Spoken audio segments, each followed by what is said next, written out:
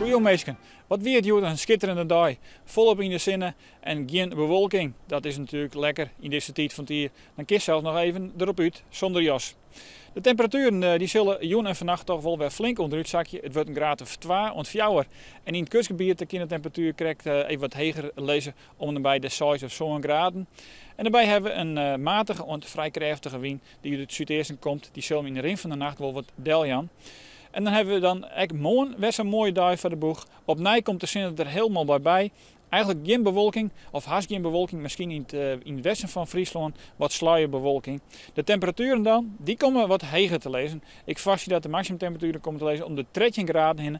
En daarbij zit er eigenlijk weer dezelfde wind als Joert. Een matige en vrij krachtige wind en die komt uit het zuidoosten.